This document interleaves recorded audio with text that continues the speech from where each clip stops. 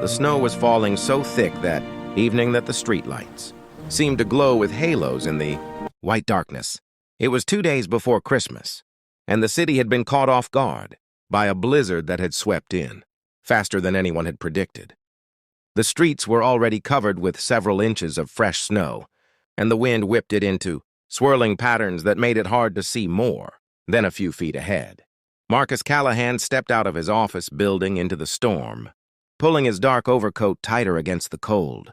He was 36 years old, with dark hair styled carefully back and the kind of tailored suit that spoke of success and careful attention to detail. As the CEO of Callahan Industries, a technology company his father had founded and he'd expanded into a multi-million-dollar enterprise, Marcus was used to being in control. He planned everything, anticipated problems, and solved them with efficiency. But he hadn't planned for this blizzard. His driver had called an hour ago to say the roads were becoming impassable, and Marcus had made the decision to walk the 8 blocks to his downtown apartment rather than wait. He'd grown up in this city, walked these streets as a child. A little snow wouldn't stop him. The Range Rover parked at the curb belonged to one of his executives who'd wisely left it here and taken a taxi home earlier. Marcus passed it without a second glance, his dress shoes crunching in the fresh snow as he began walking down the empty street. Most businesses had closed early, and the few people who'd been out had already hurried home. The city felt abandoned, wrapped in white silence broken only by the wind. He'd walked maybe 2 blocks when he saw her. At first, she was just a small shape on the stone steps, leading up to an old brownstone building. Marcus might have walked right past, assuming it was just a bundle of discarded clothes or bags someone had left behind. But then the shape moved, and he realized with a shock that it was a child. A little girl, maybe 4 or 5 years old, sat alone on the snow-covered steps. She wore a pink coat that was too thin for weather like this, and her blonde hair was pulled back in a braid that was coming loose. Her small feet and worn gray shoes swung slightly above the ground, and she stared straight ahead with an expression far too serious for such a young face. Marcus stopped, his business mind immediately trying to make sense of what he was seeing. A child alone in a blizzard in the middle of the city. Where were her parents? Why was she sitting here? He approached slowly, not wanting to frighten her. "Hello," he called out gently, raising his voice to be heard over the wind. "Are you all right?" The little girl turned to look at him, and Marcus saw that her cheeks were red from the cold and her eyes were bright with unshed tears. But she didn't look frightened of him. Instead, she studied his face with an intensity that was almost unsettling. "Are you Marcus Callahan?" she asked, her small voice clear despite the storm. Marcus felt his heart skip. "Yes, I am." "How do you know my name?" "My mom showed me your picture," the girl said. "She said if I saw you, I should tell you we need help." "She said you're the only one who can help us." Marcus crouched down so he was at her eye level, snow immediately soaking into the knees of his expensive trousers. "Where is your mother, sweetheart?" The little girl's lower lip trembled. "She's at home. She's sick. She sent me to find you because she said you'd be leaving your building around now. She said you always leave at 6:30 on Wednesdays." A chill ran down Marcus's spine that had nothing to do with the cold. "How does your mother know when I leave my building?" "She used to work there," the girl said simply. "Before she got sick." Marcus's mind was racing. He employed nearly 300 people in this building alone. Without a name or description, he couldn't possibly know who this child's mother was. "What's your name?" he asked gently. "Lily," the girl said. "Lily Foster." Foster. The name sparked something in Marcus's memory, but he couldn't quite grasp it. "And your mother's name?" "Amanda Foster," Lily said. "She was your secretary." "Before Miss Helen." And suddenly Marcus remembered. Amanda Foster had been his executive assistant 3 years ago, a quiet woman in her late 20s who'd been efficient and professional.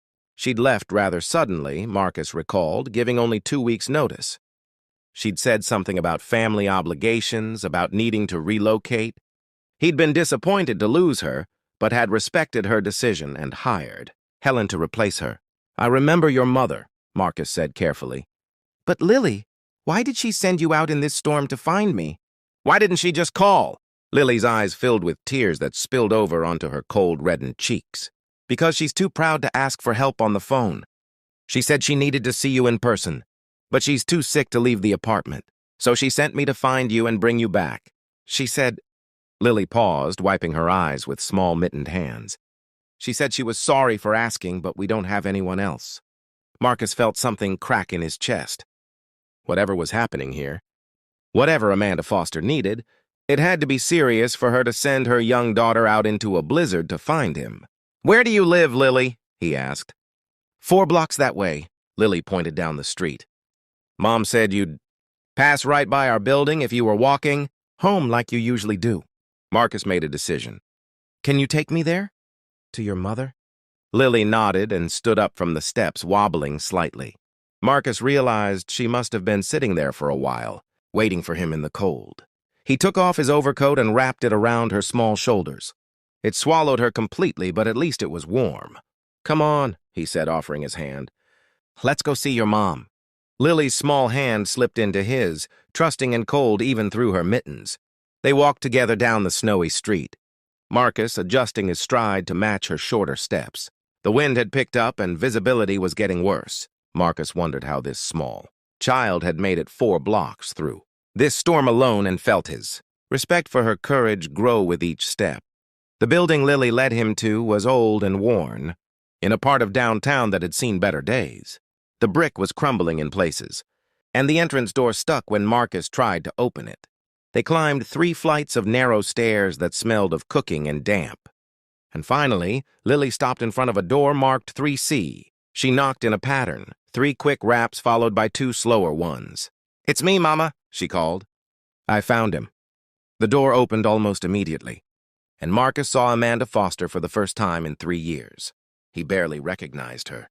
The efficient, neatly dressed assistant he remembered had been transformed into a woman who looked like she was holding on by a thread.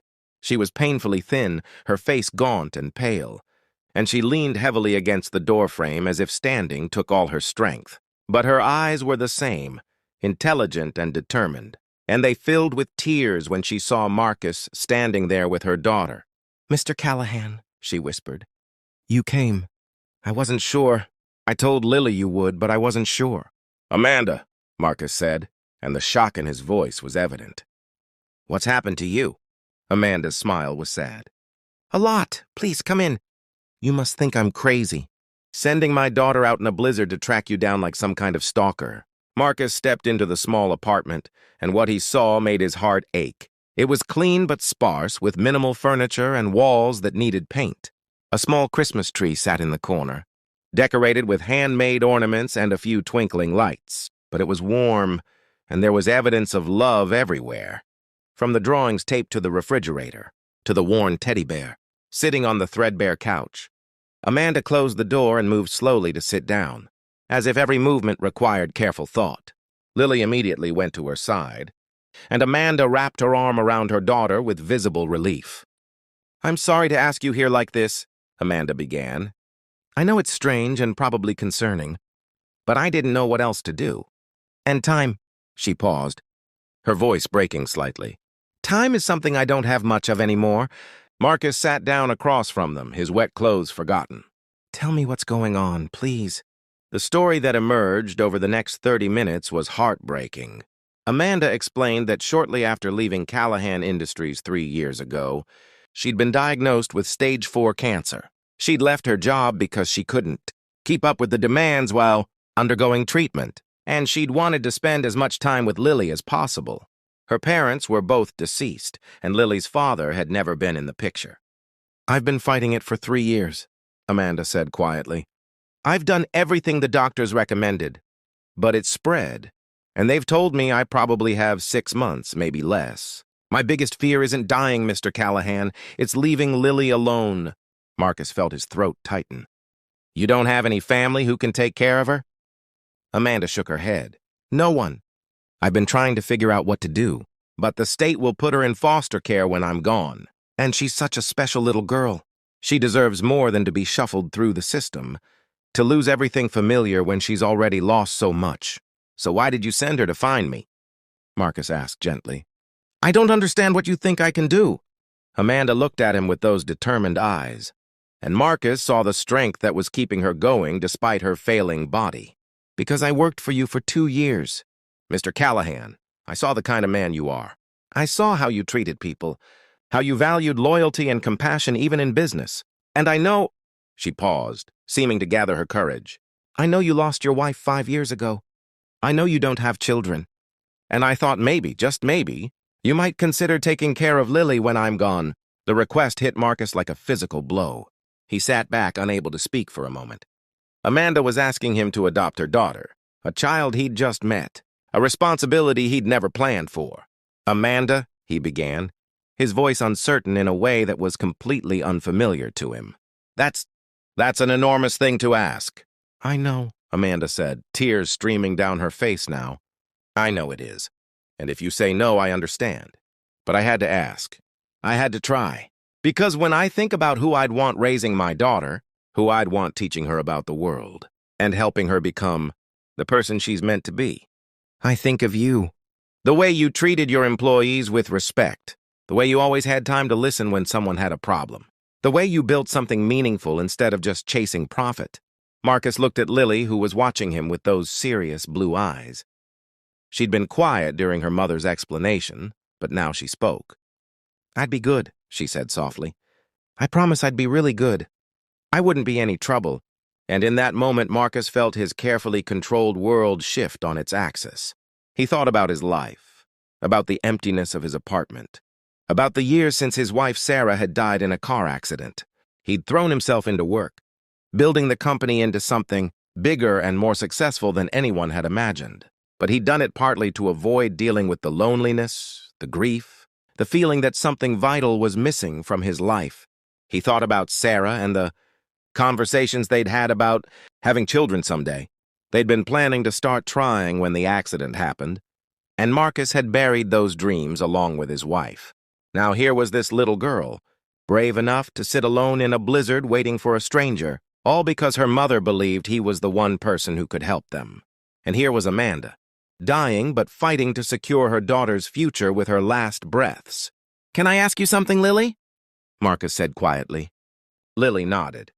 "What do you want to be when you grow up?" Lily thought about it seriously. "I want to be a teacher, like Miss Rodriguez at my preschool.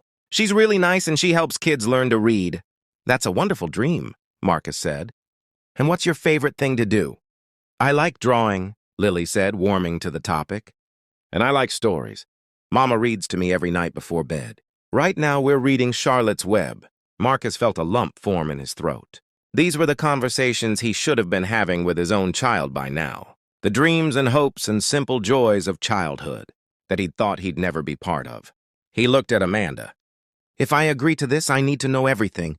Medical information, legal documentation, what you need from me to make this work." Amanda's face transformed, hope lighting it from within. "You mean—" "I mean, I'll do it," Marcus said. And even as the words left his mouth, he knew they were right. Terrifying, life-changing, completely unplanned, but right. "I can't promise I'll be perfect at it. I don't know the first thing about raising a child. But I can promise I'll do my best. I can promise Lily will have everything she needs, and that she'll know she's loved and valued." Amanda broke down completely then, sobbing with relief. Lily looked confused at first, then gradually understanding, and then her small face broke into a smile. "Really?" she asked. "You'll really take care of me when Mama goes to heaven?" Marcus nodded, not trusting his voice. Lily slipped off the couch and walked over to him. She looked up at his face, studying it carefully. Then she did something that broke Marcus's heart and healed it at the same time. She crawled up onto his lap, wrapped her small arms around his neck, and whispered, "Thank you." Marcus held her, this tiny person who'd just changed his entire life, and felt tears on his own cheeks for the first time since Sarah's funeral. The next 6 months were both the hardest and most meaningful of Marcus's life. He hired the best lawyers to handle the adoption proceedings, and they fast-tracked the process given Amanda's terminal condition. He moved Amanda and Lily into his apartment, which had enough space for them to have their own rooms and was close to better medical facilities. He learned what it meant to be a parent, though in reverse. Instead of starting with a baby and learning gradually, he was thrown into the deep end. With a young child who had opinions and fears and needs he was constantly trying to anticipate. He learned about bedtime routines and favorite foods, and how to braid hair after watching 3 YouTube tutorials. He discovered that his business skills translated surprisingly well to parenting when it came to scheduling and organization, but that the emotional aspects required him to grow in ways he'd never expected. He also spent time with Amanda, listening to her stories about Lily's early years, learning about her daughter's quirks and preferences. Amanda told him about Lily's fear of thunderstorms and her love of pancakes shaped like animals. She shared videos and photo albums, making sure Marcus would have memories to share with Lily when she was older. Amanda died on a quiet Tuesday morning in May with Marcus and Lily beside her. Her last words to Marcus were, "Thank you for giving me peace." Her last words to Lily were, "I love you, my sweet girl. Be brave and kind." The funeral was small, and Marcus held Lily's hand throughout the service. She cried, and he cried with her. This man and child who'd been strangers 6 months ago and were now all each other had. The adoption was finalized 2 weeks later. Marcus Callahan became legally responsible for Lily Foster, and she became Lily Callahan.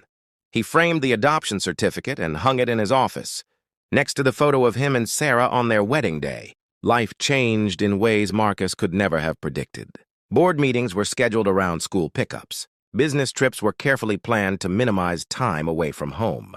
His apartment, once austere and quiet, filled with toys and laughter and the occasional tantrum.